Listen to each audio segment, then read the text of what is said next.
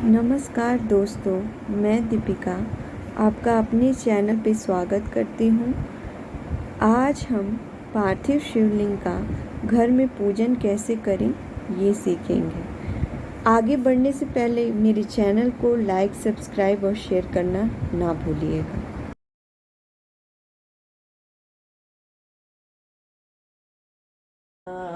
नमः शिवाय का जाप करते हुए या भजन करते हुए हम शिवलिंग का निर्माण करेंगे, शिव जी को मन में धारण करके।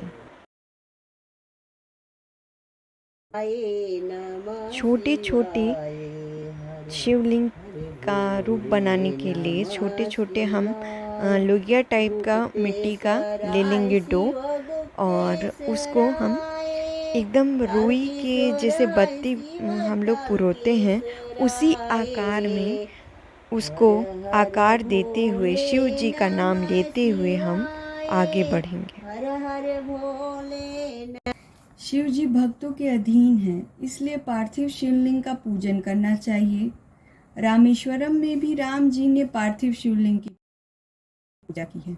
मिट्टी से शिवलिंग बनाकर उसकी पूजा आराधना की जाती है, जो कि आप देख रहे हैं कि हम लोग आज पूजा कर रहे हैं। उसी प्रकार से मिट्टी लेके कोई भी पवित्र स्थान से, गंगा जी के किनारे से ली गई हुई मिट्टी को बहुत पवित्र माना जाता है, वहीं से लेके उसके बाद उसका शिवलिंग निर्माण किया जाएगा। जो मनुष्य पार्थिव शिवलिंग का पूजन करता है वो कई हजार पुण्य का भागी होता है। जिस पार्थिव शिवलिंग की पूजा राम जी, ब्रह्मा जी, स्वयं नर और नारायण करते हैं और बड़े बड़े देवता करते हैं, उन पार्थिव शिवलिंग की पूजा अगर एक बार भी हम लोग जैसे मनुष्य कर लेते हैं तो फिर हम लोग को मनुष्य तन की प्राप्ति नहीं होती, फिर हम लोग को मुक्ति मिल जाती है, हमारी आत्मा को मुक्ति मिल जाएगी, फिर हम इस धरती लोक पे नहीं आएंगे, जन्म मरण के इस बंधन से छुटकारा मिल जाएगा। इतना पुण्य है इस पार्थिव शिवलिंग की पूजन करने में। देख सकते हैं कि मिट्टी के शिवलिंग का निर्माण करने के बाद उसमें थोड़ा अक्षत लगाते हुए वहाँ पे हम स्थापित करते जाएंगे। हम एक क्रम संख्या में एक मन में निश्चय किए रहेंगे कि हमको इतना प्रत्येक दिन और कितने दिन तक बनाना है। उसके हिसाब से हम रोज ही प्रतिदिन की ये पूजा रहेगी। संकल्प रहता है कि आप जितने भी दिन जितना सामर्थ्य हो उतने दिन के अनुसार करिएगा। तो आइए कथा के आगे चलते हुए सुनते हैं कि इसका क्या महत्व है। जब भगवान विष्णु स्वयं नर नारायण के रूप में अवतरित हुए थे, तब वो स्वयं पार्थिव शिवलिंग की पूजा करते थे। तो उस समय उनके प्रतिदिन बनाए पार्थिव शिवलिंग में स्वयं भगवान शंकर पूजित होने के लिए रोज बद्री आश्रम पहुंच जाते थे। आप लोग ने सुना होगा और कुछ लोग ने नहीं सुना होगा, तो मैं आपको बताती हूँ कि नारायण भगवान विष्णु जी लोक कल्याण के लिए नर और नारायण दो तपस्वी के रूप में प्रकट हुए थे। उनका अवतरित हुआ था पृथ्वी लोक पे। वो बहुत बड़े तपस्वी दो बंधु थे। उन दोनों को पूजन करते बहुत समय बीत गए थे। तब भोले बाबा कहते हैं, मैं तुम्हारी पूजा से बहुत प्रसन्न हूँ, तुम्हारी साधना से प्रसन्न हूँ, तुम्हारे तप से प्रसन्न हूँ, और मैं संतुष्ट हूँ तुम दोनों तपस्वी से। उनकी पूजा में इतना तपोबल था कि शंकर जी खुद रोज आते थे बद्री आश्रम के पास पूजा लेने के लिए। तो उन्होंने कैसे पूजा की थी? इसी पार्थिव शिवलिंग का निर्माण करते हुए उन्होंने पूजा किया था। तब नर नारायण ने कहा कि अगर आप हमारे पूजन से खुश हैं तो आप यही स्थित हो जाइए, जैसे कि इसी रूप में यही स्थित हो जाइए।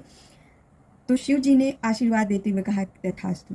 तो वही शिवलिंग कि आज केदारनाथ नाम धाम से जाना जाता है, जहाँ लोग कई हजारों लोग जाते हैं दर्शन करने के लिए, क्योंकि उनका मानना था, नर और नारायण दोनों बंधुओं का मानना था कि कलयुग में मनुष्य आप तक सहज रूप से कैसे पहुंच पाएंगे।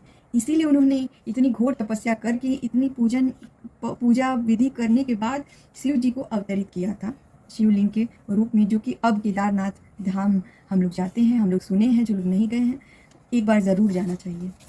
केदारनाथ की यात्रा जो मनुष्य कर लेता है उसका पुनर्जन्म ही नहीं होता है। पूरे भाव से तीर्थ यात्रा करना चाहिए, क्योंकि जीवन भर के पाप को नष्ट कर देता है तीर्थ। जो जीव श्रद्धा से, प्रेम से तीर्थों को तीर्थ समझ कर करता है, वो सभी पाप से मुक्त हो जाता है, सभी भवसागर से पार हो जाता है, कोई भी घृणित कार्य नहीं करता है। तो एक बार केदारनाथ यात्रा करने के बाद उसका पुनर्जन्म नहीं होता है। उन दोनों बंधुओं के इस प्रकार अनुरोध करने पर महादेव हिमालय के केदारनाथ में स्वयं ज्योतिर्लिंग के रूप में स्थित हो गए। जब कोई व्यक्ति वहां कड़ा और कंकड़ कंकड़ भगवान केदारेश्वर महादेव को चढ़ाता है तो वह समस्त पापों से मुक्त हो जाता है। वहाँ की मान्यता है कि आपको एक कड़ा या कंकड़ जरूर चढ़ाना चाहिए। कड़ा कंकड़ बहुत पैसे का नहीं मिलता है, महादेव बहुत पैसे वाले जरूरी नहीं है महादेव जी की पूजा की बहुत पैसा ही आपके पास हो तो पूजा करिए, बहुत धन हो तब भी। आप देख सकते हैं मिट्टी का शिवलिंग बना के पूजा करने में आपका कितना धन लगेगा, कुछ नहीं। इसे सभी प्रकार के मनुष्य और सभी सरल उपाय से कर सकते हैं। इसमें कोई भी, इस विधि में कोई भी आपको वो नहीं, आपको सोचना नहीं पड़ेगा कि कैसे करेंगे। बस मन में आस्था लाइए और मन में विश्वास के साथ पूजन के लिए तैयार होइए और जितना सामर्थ्य हो उतने दिन के लिए संकल्प लेकर पूजन करिए। तो मैंने बताया कि वहाँ मान्यता है कि जो यह दोनों वस्तुएं चढ़ाता है तो वह भव सागर से पार हो जाता है और शिवलोक की प्राप्ति उन्हें होती है। ऐसे में महादेव की थोड़ी सी छोटी सी पूजा करने पे ही वो आपको अपने शिवलोक में, आपको वहाँ पे शिवलोक में स्थान दे देंगे। तो क्यों नहीं आप और हम पूजन के लिए उपाय करें। बोलिए मेरे साथ, हर हर महादेव, ओम नमः शिवाय। तो आइए कथा के आगे चलते हुए सुनते हैं कि इसका क्या महत्व है। जब भगवान विष्णु स्वयं नर नारायण के रूप में अवतरित हुए थे तब वो स्वयं पार्थिव शिवलिंग की पूजा करते थे। तो उस समय उनके प्रतिदिन बनाए पार्थिव शिवलिंग में स्वयं भगवान शंकर पूजित होने के लिए रोज बद्री आश्रम पहुंच जाते थे। आप लोगों ने सुना होगा और कुछ लोग ने नहीं सुना होगा, तो मैं आपको बताती हूँ कि नारायण भगवान विष्णु जी लोक कल्याण के लिए नर और नारायण दो तपस्वी के रूप में प्रकट हुए थे। उनका अवतरित हुआ था पृथ्वी लोक पे। वो बहुत बड़े तपस्वी दो बंधु थे। उन दोनों को पूजन करते बहुत समय बीत गए थे। तब भोले बाबा कहते हैं, मैं तुम्हारी पूजा से बहुत प्रसन्न हूँ, तुम्हारी साधना से प्रसन्न हूँ, तुम्हारे तप से प्रसन्न हूँ और मैं संतुष्ट हूँ तुम दोनों तपस्वी से। उनकी पूजा में इतना तपोबल था कि शंकर जी खुद रोज आते थे बद्री आश्रम के पास पूजा लेने के लिए। तो उन्होंने कैसे पूजा की थी? इसी पार्थिव शिवलिंग का निर्माण करते हुए उन्होंने पूजा किया था। तब नर नारायण ने कहा कि अगर आप हमारी पूजन से खुश हैं तो आप यही स्थित हो जाइए, जैसे कि इसी रूप में यही स्थित हो जाइए। तो शिव जी ने आशीर्वाद देते हुए कहा तथास्तु। तो वही शिवलिंग कि आज केदारनाथ नाम धाम से जाना जाता है, जहाँ लोग कई हजारों लोग जाते हैं दर्शन करने के लिए, क्योंकि उनका मानना था, नर और नारायण दोनों बंधुओं का मानना था कि कलयुग में मनुष्य आप तक सहज रूप से कैसे पहुंच पाएंगे। इसीलिए उन्होंने इतनी घोर तपस्या करके, इतनी पूजा विधि करने के बाद शिव जी को अवतरित किया था शिवलिंग के रूप में, जो कि अब केदारनाथ धाम हम लोग जाते हैं। हम लोग सुने हैं, जो लोग नहीं गए हैं एक बार जरूर जाना चाहिए। केदारनाथ की यात्रा जो मनुष्य कर लेता है उसका पुनर्जन्म ही नहीं होता है। पूरे भाव से तीर्थ यात्रा करना चाहिए, क्योंकि जीवन भर के पाप को नष्ट कर देता है तीर्थ। जो जीव श्रद्धा से, प्रेम से तीर्थों को तीर्थ समझ कर करता है, वो सभी पाप से मुक्त हो जाता है, सभी भवसागर से पार हो जाता है, कोई भी घृणित कार्य नहीं करता है। तो एक बार केदारनाथ यात्रा करने के बाद उसका पुनर्जन्म नहीं होता है। उन दोनों बंधुओं के इस प्रकार अनुरोध करने पर महादेव हिमालय के केदारनाथ में स्वयं ज्योतिर्लिंग के रूप में स्थित हो गए। जब कोई व्यक्ति वहां कड़ा और कंकड़ भगवान केदारेश्वर महादेव को चढ़ाता है तो वह समस्त पापों से मुक्त हो जाता है। वहाँ की मान्यता है कि आपको एक कड़ा या कंकड़ जरूर चढ़ाना चाहिए। कड़ा कंकड़ बहुत पैसे का नहीं मिलता है, महादेव बहुत पैसे वाले जरूरी नहीं है महादेव जी की पूजा की बहुत पैसा ही आपके पास हो तो पूजा करिए, बहुत धन हो तब भी। आप देख सकते हैं मिट्टी का शिवलिंग बना के पूजा करने में आपका कितना धन लगेगा, कुछ नहीं। इसे सभी प्रकार के मनुष्य और सभी सरल उपाय से कर सकते हैं। इसमें कोई भी, इस विधि में कोई भी आपको वो नहीं, आपको सोचना नहीं पड़ेगा कि कैसे करेंगे। बस मन में आस्था लाइए और मन में विश्वास के साथ पूजन के लिए तैयार होइए और जितना सामर्थ्य हो उतने दिन के लिए संकल्प लेके पूजन करिए। तो मैंने बताया कि वहाँ मान्यता है कि जो यह दोनों वस्तुएं चढ़ाता है तो वह भव सागर से पार हो जाता है और शिवलोक की प्राप्ति उन्हें होती है। ऐसे महादेव की थोड़ी सी छोटी सी पूजा करने पे ही वो आपको अपने शिवलोक में, आपको वहाँ पे शिवलोक में स्थान दे देंगे। तो क्यों नहीं आप और हम पूजन के लिए उपाय करें। बोलिए। बसहा के कई के सवरिया भोले जी अइले मोरे अगना। बसहा के कई के सवरिया भोले जी अइले मोरे अगना। मैं तो कब से खड़ी हूँ तेरे द्वार, भोले आ जाओ एक बार। इस तन पर भस्म रमा करके जोगी का भेष बना कर के, इस तन पर भस्म रमा करके मैंने अलग जगाऊं दिन रात। भोले आ जाओ एक प्यारी नगरी में, काशी के पावन नगरी में। बस जाओ न गंगा के मन में, बस जाओ न गंगा के मन में। मैं तो आरती उतारू दिन रात, भोले आ जाओ एक बार। मैं तो आरती पूजूंगी मन लाई, भोले आ जाओ एक बार। भोले इत्र चढ़ाएंगे जो कि महादेव जी को अति प्रिय है। इत्र अर्पण करेंगे।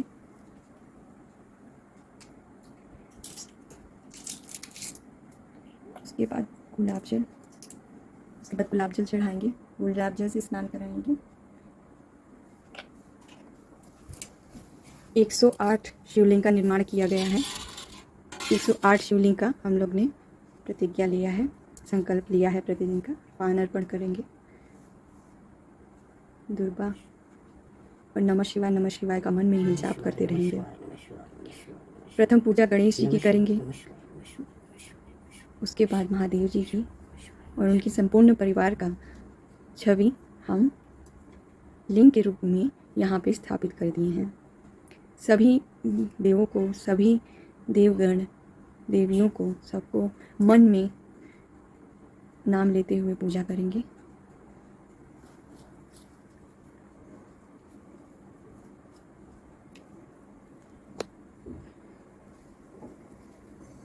नमः शिवाय,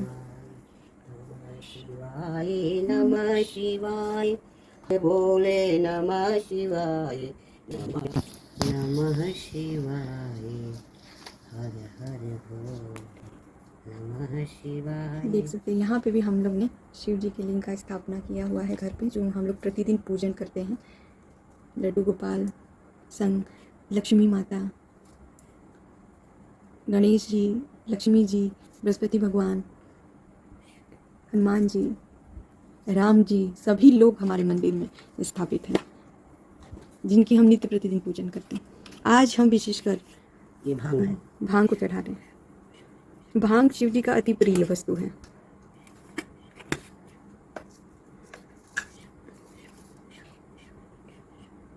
जो भी मौसम में बनता है हम महादेव जी को चढ़ाएंगे। नमः शिवाय, नमः शिवाय, नमः शिवाय, नमः शिवाय, नमः शिवाय, ओम नमः शिवाय, ओम नमः शिवाय, ओम नमः शिवाय, ओम नमः शिवाय।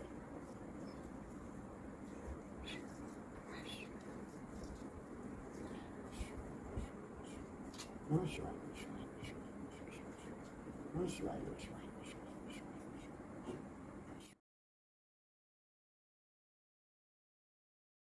शिव जी को गंगा जल चढ़ाएंगे, शिव जी को दूध चढ़ाएंगे, दही चढ़ाएंगे, फूल चढ़ाएंगे, पान चढ़ाएंगे, मौसमी फल चढ़ाएंगे, भांग चढ़ाएंगे, समी पत्र चढ़ाएंगे। ये सारी लिस्ट हैं। फिर लास्ट में गंगा जल चढ़ाएंगे। एक बार फिर शुरुआत में चढ़ाएंगे, उसके बाद लास्ट में चढ़ाएंगे। एकदम सरल विधि है। इनके में कोई आपको कुछ भी ऐसा नहीं कि आप नहीं कर सकते हो। रोज के दिनों में जो पूजा अर्पण किया जाता है उसी प्रकार इनका पूजन करना है। और सारा कुछ आपके सामने जो भी आप कुछ देख रहे हैं, इस प्रकार आप आराम से पूजन कर सकते हैं, क्योंकि ये पूजन प्रतिदिन का ही हम लोग का रहेगा। इसीलिए सरल तरीके से पूजन करिए। जो भी आपके मन में निष्ठा है, भाव है, उसको रखते हुए भगवान शिव का आराधना करिए। भोग लगे संग सेवा, जय गणेश, जय गणेश, जय गणेश देवा, माता जगी पार्वती पिता माँ। आरती करते हुए पहले गणेश जी की, फिर भोले बाबा की आरती करके समापन करेंगे और शाम को विसर्जन करेंगे शिवलिंग का।